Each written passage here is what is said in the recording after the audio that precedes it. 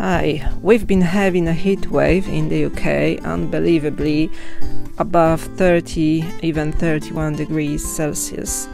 And it's been too hot to even come to the allotment during the day, so we came in the evening around 7 o'clock. And we're gonna do a little September garden tour for you, or rather allotment tour. So I have a lot of flowers on the allotment. Here you can see carnations, bells of Ireland, and I'm still harvesting tomatoes, and I have one little melon that survived my overwatering, and this is Emir F1. It smells nice, so it's ready.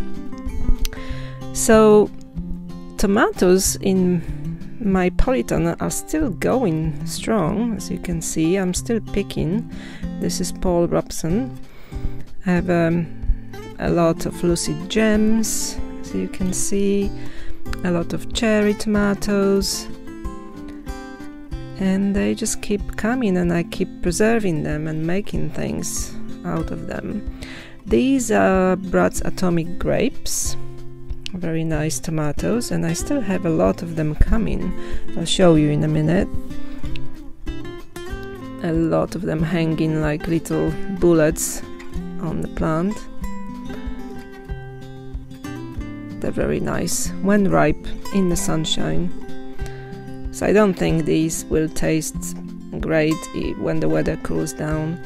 So these are lemon grapes. I'm pleasantly surprised by these this year. They're quite sweet, nice, little grape tomatoes. I would recommend those if you have access.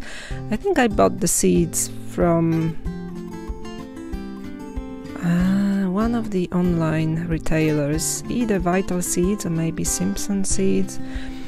These are pink tigers, quite nice as well.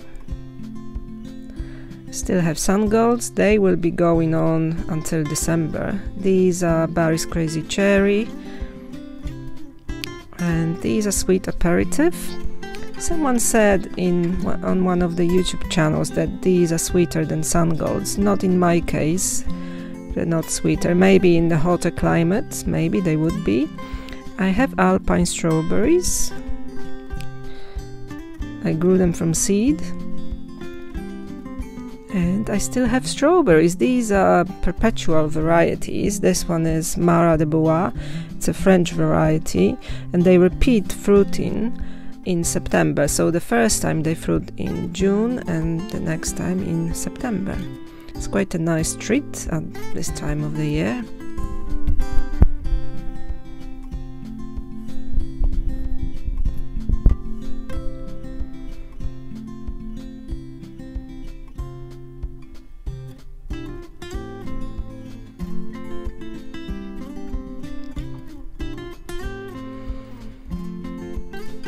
And I have lovely chards.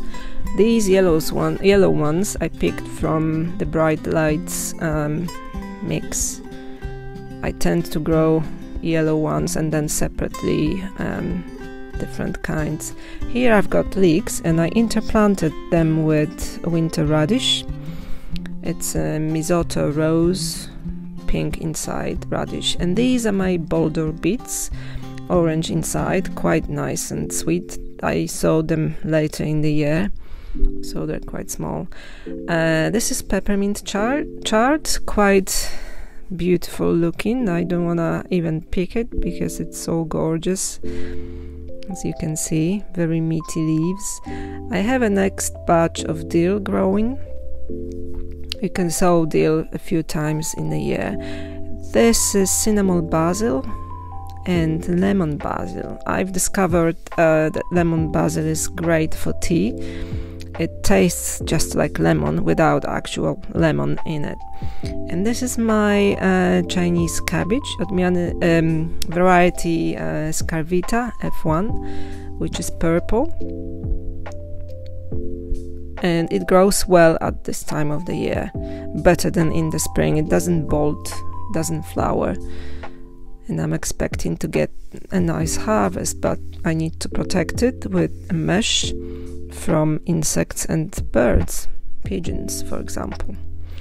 I have purple sprouting broccoli, and I have this perennial 9-star broccoli that has white spears, but I don't know when it will produce those spears. This is squash. It's called Autumn Crown, and one of them grows over my rows. This one is Jumbo Pink Banana. I have, I think, 3 of those, and this is the pumpkin Justynka. It's a Polish variety, and we've got some activity going on in here, as you can see. I don't know if these are pests or not, but I left them alone. And this is another Jumbo Pink Banana. I've got some kale, 2 varieties, and next to them I planted some lettuce variety Roxy. I still have some beetroot left. I harvested a lot of beetroot and I processed a lot of beetroot. I still have some. This one is amaranth. It was a mix, ponytails, purple and green mix, as the name suggests. Yeah, it is a ponytail. I have quite a lot of those, and they hopefully self-seed, so I'll have them next year as well. I have some of these spaghetti squashes everywhere. I like them. I like to roast them, and yeah, quite a few.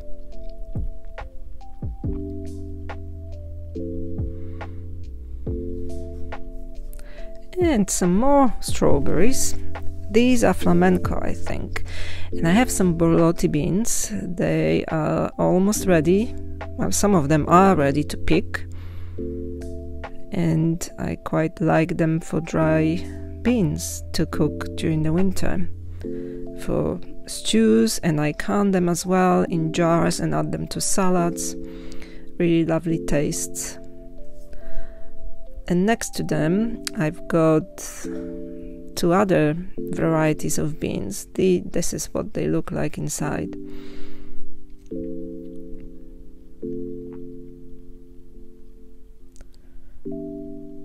And this is a Polish variety of butter beans called Beautiful Johnny in translation.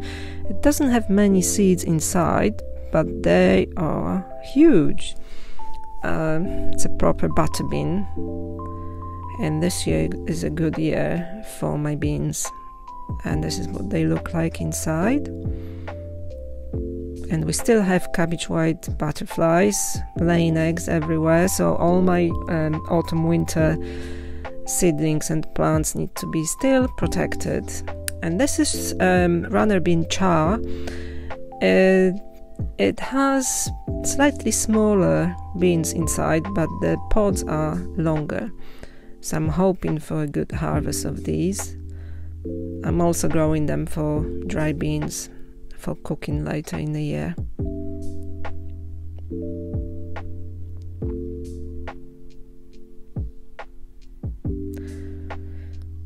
And this is a comparison of the beans: borlotti, Beautiful Johnny, and char. I guess that was the biggest char so far. And here are my Savoy cabbages and Brussels sprouts inside there. And I'm hoping for a nice harvest of these. And unfortunately, the last gherkin of the year, I think, but the plant is still trying to flower, is still trying to produce gherkins, but the leaves are dying, as you can see, so I will need to say goodbye to them. On this arch I have clematis growing, and on the other side I've got butternut squash variety walnut F1, and it produced 2. One of them is massive, it's huge, and it grows in the compost bin actually, and it saves a lot of space because it's not sprawling on the ground. This is my spinach that I've just planted after I harvested onions, but yeah, the heat wave came and they don't look good. And these are my mooli radishes. Some of them started flowering due to the heat as well. Here I have a flower patch with my zinnias and my statice and more squashes, and this is a pumpkin I'm growing for seed. The seed that doesn't have a husk on it, so it's purely for the seeds. Some Verbena bonariensis, some snapdragons and cosmos flowers, and this is a batch of peas for autumn, 3 varieties. And look, I have a little tiny pea already. I think this variety is called Oscar. It's quite an early one. I just need to put some string along this row because they're falling over. But yeah, I'm hoping to get some peas later in the year. I have butternut squashes growing everywhere and more cosmos. And here I've got parsnips. I'm gonna harvest those maybe after the first frost. These beans are called yin yang, and you'll see in a minute why. It's a dwarf bean, but the seed looks like that, black and white with a little black dot. It's not a huge harvest, but yeah, quite interesting. More butternut squashes growing over the netting that I covered my Brussels sprouts, and a lot more of zinnias, asters, rudbeckias, dianthus and sunflowers. I love this patch, it's so colorful and cheerful. And this is a rose Bathsheba. It flowers again. The flowers are beautiful, but they don't last very long, unfortunately. And it's this time of the year, the time of spiders. They're everywhere at the moment. And yeah, as I said, I came to the allotment late, and this is the sunset. It's quite beautiful. I still have sun-gold tomatoes. They will just keep going until the frost if I don't stop them. This one is Mango Lassi, cherry tomato. I'm not impressed. Still have cucumbers. This is Bella F1. Still keeps flowering, still produces cucumbers. And one more spaghetti squash, and this is a sweet dumpling. I'm curious what it tastes like. More zinnias. Zinnias, and amaranths everywhere. Pollinators are very happy on my allotment. And this is Crown Prince, my favorite squash. I was counting them. I think I have about 6 or 7 butterflies sleeping on the pear tree. I have some peppers ripening outside, better than in the polytunnels this year. And I have calendula growing everywhere, self-seeded. As you can see, I don't have to sow them. The seeds just dropped from plants that grew here, and they're everywhere. Self-seeded volunteer tomato, probably some sort of F1 variety that is showing one of its parents' characteristics. I have a lot of mallow, self-seeding, and I'm also harvesting potatoes. This is a variety Picasso. It's nice for roasting, and I just gradually dig them out. I don't have any storage facilities. I don't have a basement or a cellar, and I just get some every few days, and hopefully they will store in the ground until I'm finished with them.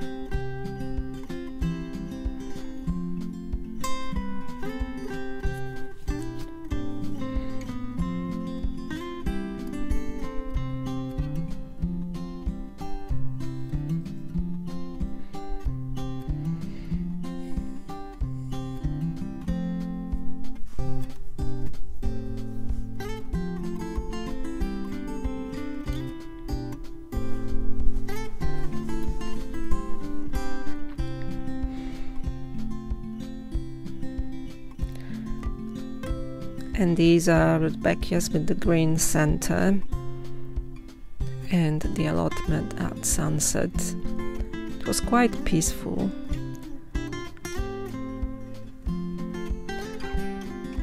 And the sunflowers. This sunflower fell over from the wind but just kept growing. Rudbeckias that self-seeded from last year. Rudbeckias. More chard. This one is rhubarb chard. And this is my harvest from today. Every few days I bring home baskets like this. And I'll be saying goodbye. I'm just gonna show you my dry beans that I podded at home. But yeah, if you like this sort of videos, please comment and I'll make more of them. Unfortunately, the summer should be over soon, but yeah, I'll find some content to make. So these are borlotti beans. That's the biggest harvest so far. Next to them are my beautiful Johnnies, the big butter beans, quite yummy. Char, as you can see, a bit smaller, and yin yang beans. Alright, I'll see you all later. Bye!